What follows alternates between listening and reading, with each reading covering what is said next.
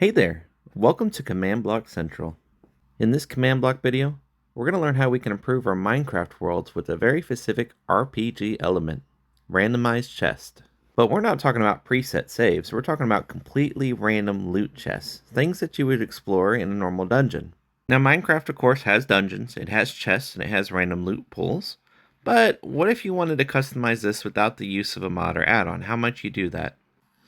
Maybe we want to use a key to open our chest. For example, we have a trial key. In this particular case, it's actually locked behind data values.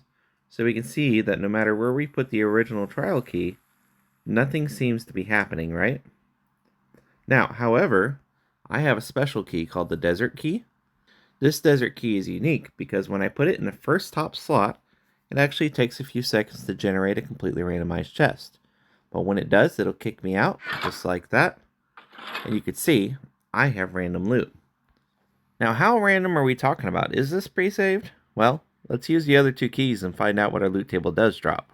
For example, our second desert key, if we place it in the top left here, we wait a few seconds, eventually it'll kick us out with the new loot table drop. There we are, so it just kicked us out. Alright, so we can see that our next loot table dropped 5 copper ingots, 2 copper nuggets. We have one more desert key left, so let's go ahead and run it through the system. You can see on the screen there, it's actually working through the loot tables, right? And it just loaded a loot structure. We can see this one was actually pretty good. Copper ingots, gold nuggets, everything that you can hope for in this desert world. It's actually a really cool system. It's not as hard as what you might think, but it is completely customizable. You can have as many items as you want. You can adjust the odds, chances, probabilities, whatever you might call it. And you can make a dungeon in your world that is completely unique to you. So how does it work?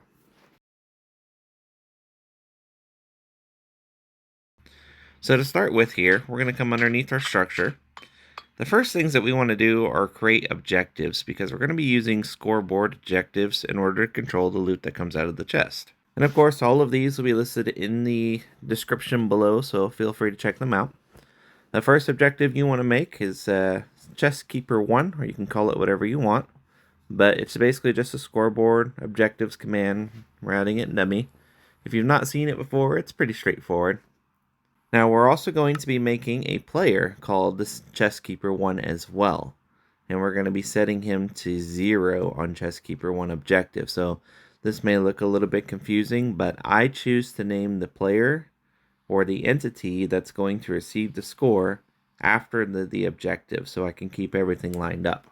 So you're welcome to change it and do it however you want, but I'm keeping both the player and the objective the same. We'll also need a loot roll objective, so this will determine what we actually get inside of our chest. And then we need to add our player, which in my case was Chest Keeper 1, to the loot roll objective. So basically, in short, we are creating a player that is going to control the outcome of our chest by means of objectives, right? 2 objectives, one named after the player and one named loot rolls. It's not too bad. So the next thing we want to do is we want to actually make our player, right? So he's just an entity. It could be any entity that you want. I found armor stands work the best because they're stationary. He's named Chestkeeper 1, which is the same as our player over there, right? So he's going to be the guy that actually gets all the scoreboard stuff happening. Right in front of him, we want to create a hopper that runs into a chest right here. So the idea behind it is when we get into the items are going to appear on the hopper and go into this chest. This chest is going to be mirrored over there. So we definitely want to have it set up just like this. As far as other technical aspects are concerned, we want to have a comparator running into our output chest. This is preferred because we need to see what is actually inside of it. So we're going to remove all of our items. Right? This has to be empty for now. It runs through the gold block there into a repeater, follows the line down to a command block section, right? So that's very important that we have a comparator coming out of our chest, and it's going to trigger our line of commands.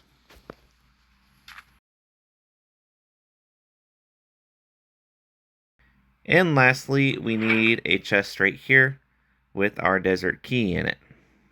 So now we want to make sure that the chest can only be activated by use of a specific item. In our case, we want to use a trial key, but not just any trial key.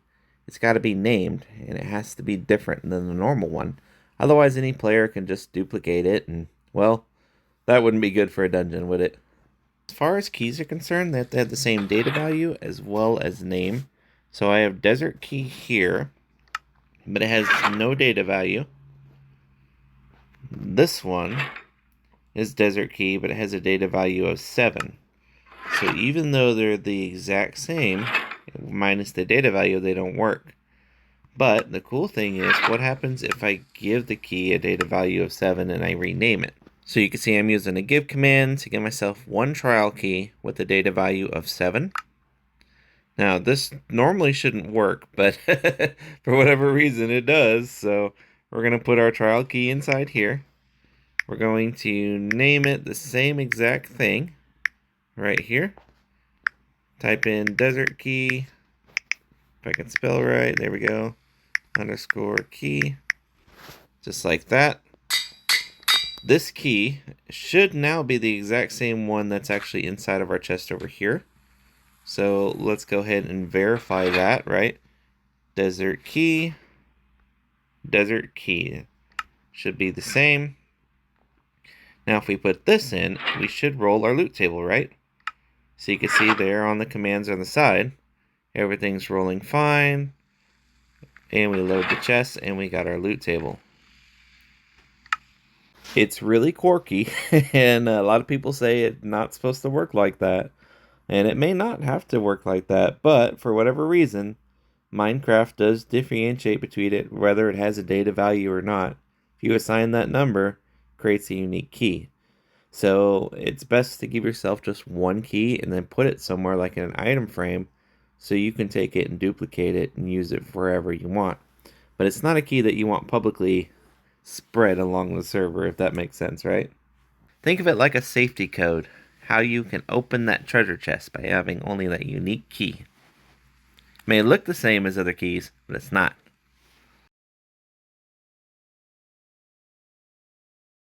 Okay, so now for the fun part. How do we actually determine what items we want inside that chest, right? The easiest way to do this is you can throw an item on top, or you can set some droppers right above some structure blocks here. So in this case, I have gold nuggets, copper nuggets, raw gold, raw copper, gold ingots, and I have copper ingots because this world basically revolves around those resources, right? And for a future dungeon, that's going to be my items of choice. So the idea behind it is you're going to drop the item, make sure it's right on the structure block that you want, just like that. So it's going to be floating there, suspended in air, which is perfect. So when we do that, and we load up our structure block, we go to save, we can actually see our item inside the little block here. So we can turn on our boundaries. There we go. We can see that the item is sitting inside of the boundary box, right? Now you can do more than one item, you can do just single item, but the important thing is you got to save it as the item's name so that you can easily keep track of it. So in my case, I just typed in gold nugget, right? So let's pretend nothing was here. We type in gold underscore nugget. There we go. And it automatically generates my structure, so you don't have to put that. But you would save that item so that you can use it for later. Now what this does is when you go to load the structure, so we can see nothing's here, right? But we load our gold nugget in, and we can see that we have a gold nugget now, which is actually pretty cool. If we wanted to load, let's say, the raw gold, we got raw gold. We want to roll gold ingot, we got the gold ingot. So this is how we can actually generate our items. When we generate the items, they're going to end up inside this hopper into this chest. So very important, and that's why we keep the name simple, like copper ingot, so that we can remember what we actually have, right?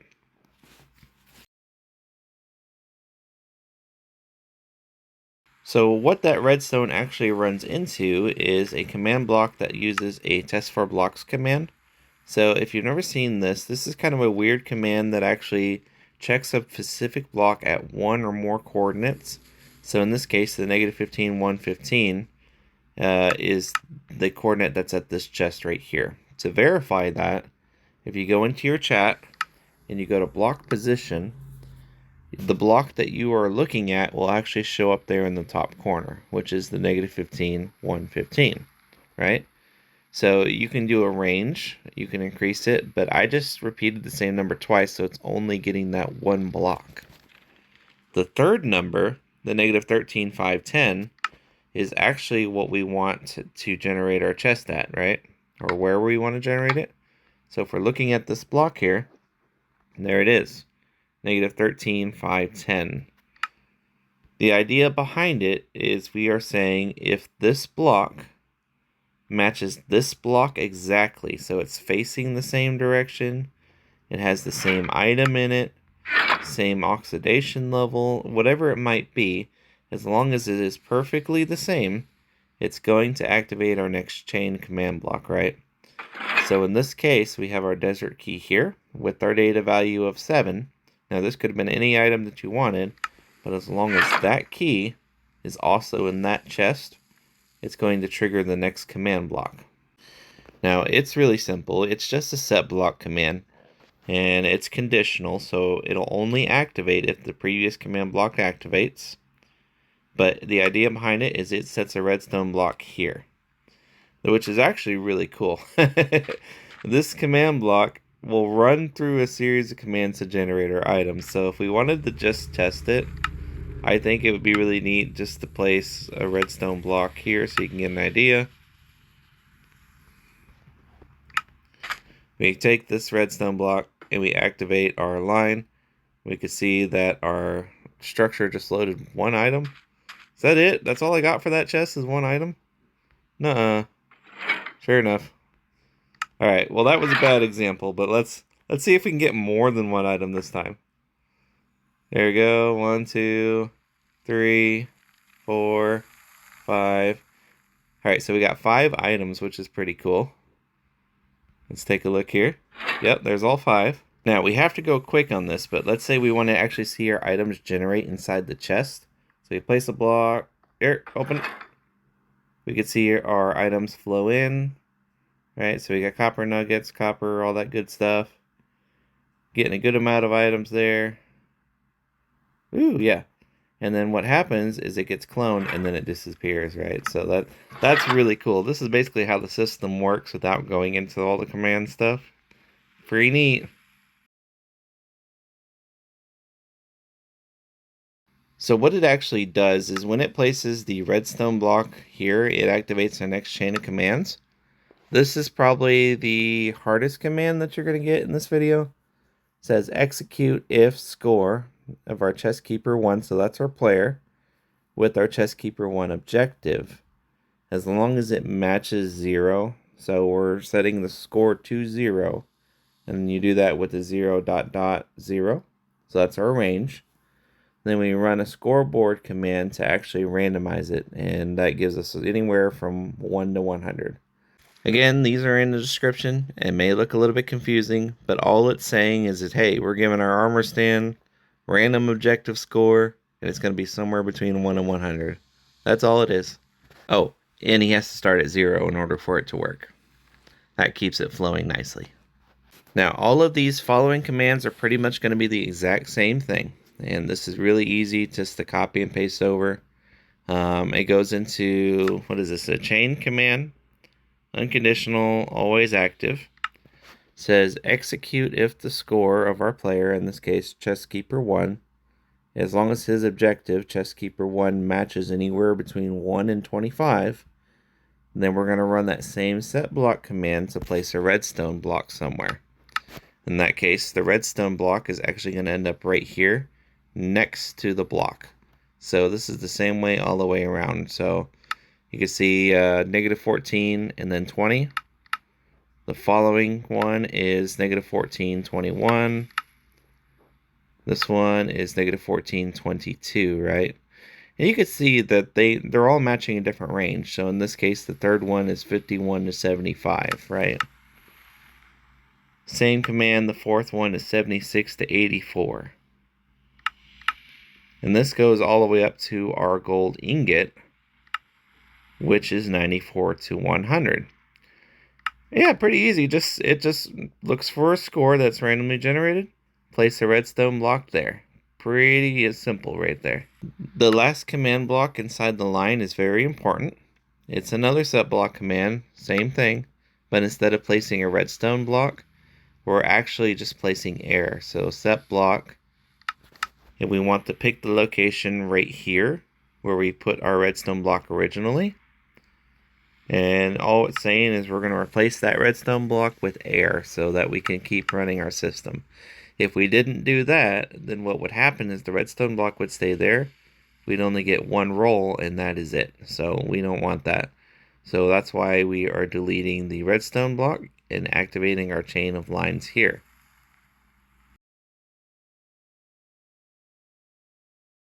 So this is a good part. This is how we get items to generate randomly in our chest. It's a little bit more complex, and it takes 7 command blocks, but these 7 command blocks are the exact same for every single one of these. So when we first activate our redstone command, the first chain command here was a 1 to 25%. So 1 to 25 out of 100, we place a redstone block here to give us a copper nugget, right? It's just a normal impulse needs redstone command, but this is where we load our structures, right? So what we saved as our items. So we're going to load copper nugget to -14, 114, which is the space right above the hopper here, which is also in front of our little chest keeper guy. So he's like, hey, I'm going to just summon a nugget right here. And that's what happens, right? So keep note of the location just above the hopper, because that's where we're going to be summoning our item. We can also see why it was important to keep the name simple, so we could say, oh, okay, yeah, I just know there's going to be a copper nugget there. And there we go. So after that, we have a chain command block. It's conditional because we only want it to activate when the nugget is summoned, right? 0 tick delay. It's just a simple set block command. That's all it is. And basically we're saying that we want to replace the redstone block that's here with air. Pretty simple, right? Our third in the line is a chain unconditional, always active, 0 tick delay. This is important command. It looks simple, but it's definitely needed. It's a scoreboard command that sets our chest keeper 1, so our armor stand. We're going to turn his objective, which is also called chest keeper 1, to 0. Because remember, in our system, this system does not run unless their command is at 0, right? So we go back to our original one. As long as chest keeper 1 matches 0, 0, then it runs the whole line.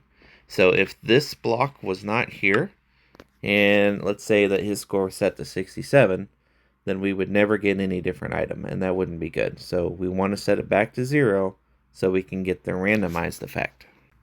So our fourth command block in the line is chain conditional 0 tick delay, because we only want it to activate if the previous one activated, setting to 0. We're going to use a scoreboard command. Players random chest keeper 1 loot roll 1 to 5. So what this is suggesting is that I want there to be a possibility of maybe 1 to 5, chances to roll the chest. It could be any numbers that you want. Started at 1, and it can go all the way up to 7. It can go to 8. The bigger the second number is, the more chances you have of getting loot put into your chest. The smaller it is, the less likely you are. So in this case, I found 1 to 5 usually works pretty good. The fifth command block right after that is chain unconditional 0 tick delay.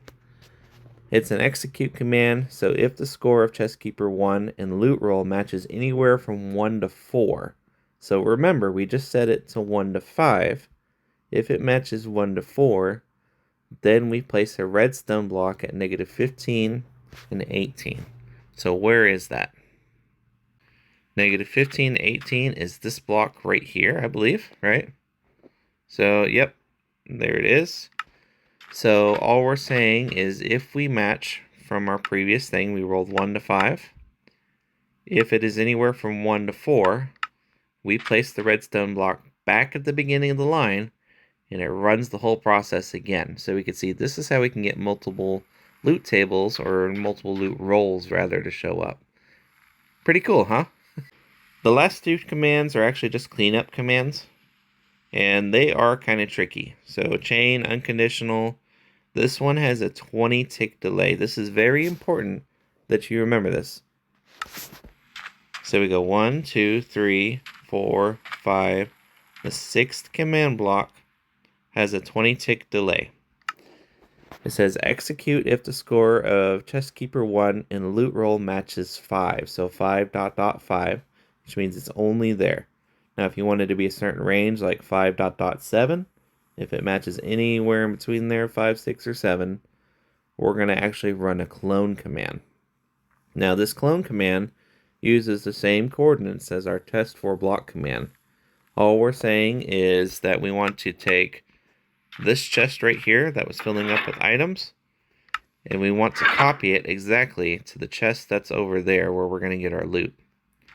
Now if this was at a 0 tick delay, then what would happen is we'd only get one item every time, and it wouldn't keep the previous items. So we have it at 20 because this gives the system enough time to run through all of the stuff before cloning, and that's very important. Okay, so the last chain command block here is pretty simple. It's just chain conditional 0 tick delay. We're going to load a structure called copper chest 1 to this location right here. This is our chest that all the items went into. And I don't have it saved as a structure block, but all it is it's just an empty copper chest that's facing the same direction. So that's why all of our items disappeared earlier, because we're taking that command block and just loading an empty chest here, so it resets the system. And this is how we can get like infinite random chests without it duplicating or saving items over. Now every single one of these is the exact same thing. That's all it is. So we can see that we're going to load raw copper. We load copper ingots. We can jump all the way into the fourth command block there. You can see it's still the same. Scoreboard players, random chest keeper 1 to 5. Easy. The third to last there matches 1 to 4. Redstone block. All it is the exact same process that we've already gone through for the first thing. So to save you some time and energy, you can take a structure block, save all of these, and just load it 1 over, 1 over, 1 over. So you don't have to redo all of these. You can just save them and reload them.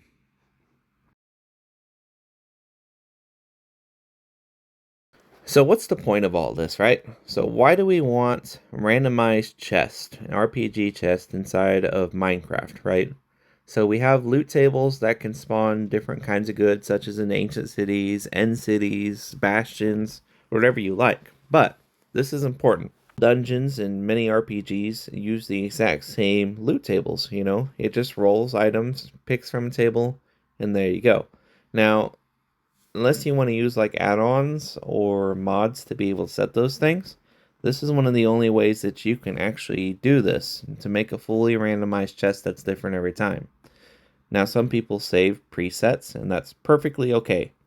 If you want them to always get a chance of like 1 ingot and then a sword, right? And that sword, 1 ingot can pop up every, I don't know, 33% of the time.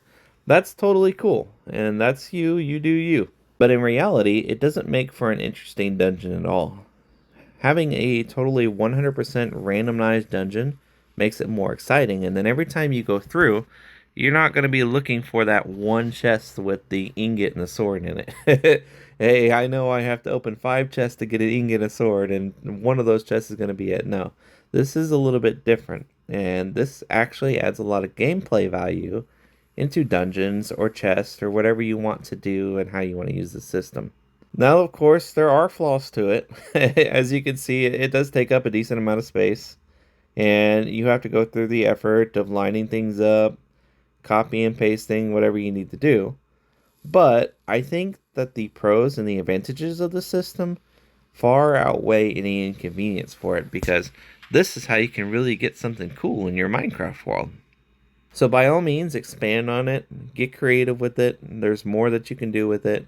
But have fun. Add RPG elements to your Minecraft world and perhaps make you the best dungeon ever. So I hope you enjoyed the video. This was Ivyman1992 at Command Block Central, and I will catch you in the next one. Bye bye now.